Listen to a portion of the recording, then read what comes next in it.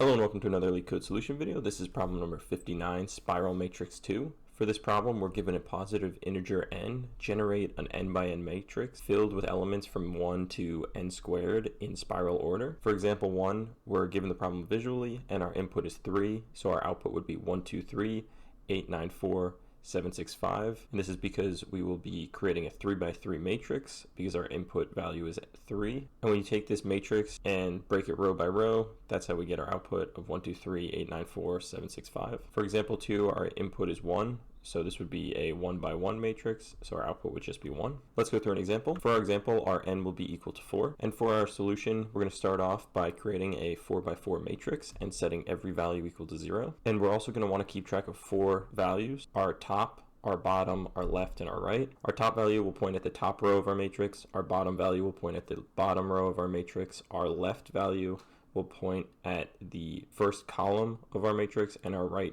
value will point to the last column in our matrix. So I've also laid this problem out visually. So our n equals 4, so we have a 4 by 4 matrix, and our top value is pointing at the top row, bottom at the bottom row, left, leftmost column, right, rightmost column. And these will be used to keep track of what our next row or column will be entering values into. So the first thing we're going to do is traverse our top row from our left point to our right point. And once we've done this, we'll then increment our top value so it's pointing at the next row. So once we've traversed our top row, we have 1, 2, 3, 4. And as we traverse through our matrix, we'll keep track of our values by having a counter to determine what our next value will be in the next position. So we've traversed our top row and we have 1, 2, 3, 4. And now we want to increment our top value so it's pointing at the next row. So now our top value is equal to 1. Once we do our first traversal of the top row, we then want to move on to traversing from our top value to our bottom value along the rightmost column. And once we've done that, we then want to decrement our right value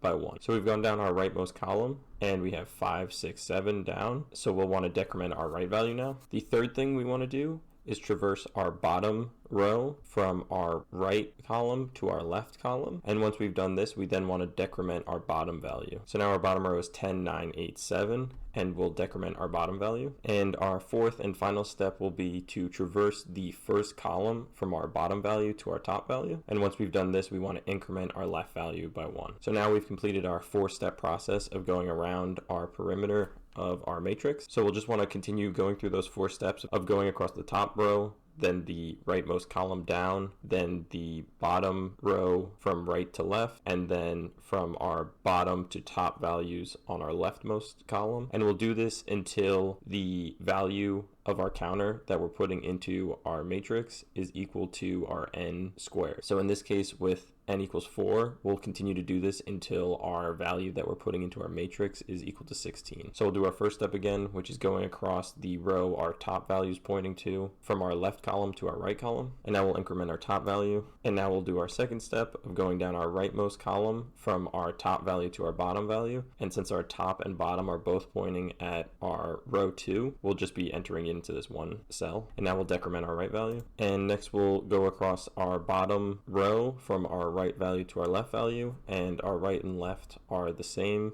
now, so it's just one cell again. And we can stop there because the value we just entered is equal to n squared. So we would just output this matrix as 1, 2, 3, 4, 12, 13, 14, 5, 11, 16, 15, 6, and 10, 9, 8, 7. Let's jump into the code. The first thing we're going to want to do is define our matrix and set each value in our matrix equal to 0. And we'll want our matrix to be n by n.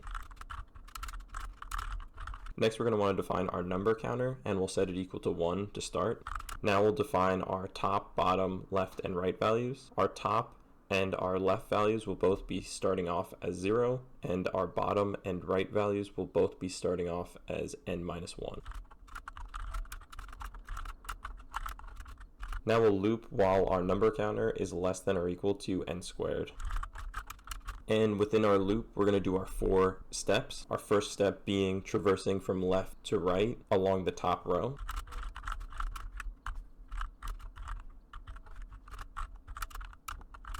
And after we're traversing that top row, we just need to make sure we're incrementing our top value by 1 so that we're pointing at the next row. Now we'll do our second step, which is traversing from our top row to our bottom row on the rightmost column.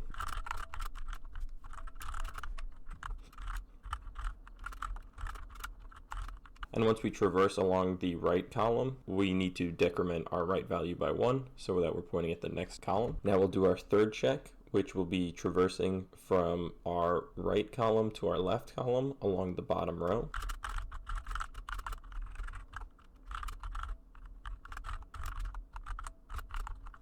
And once we've done this check, we'll have to decrement our bottom value as well so that we're pointing at the next row up. And now we'll do our final traverse, which is traversing from our bottom row to our top row along the leftmost column.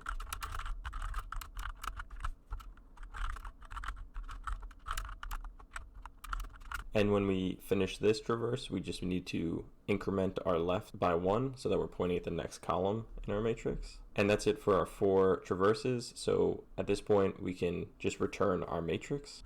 I had one small syntax error, accidentally spelled matrix wrong on our first traverse. So just moving the R should fix it.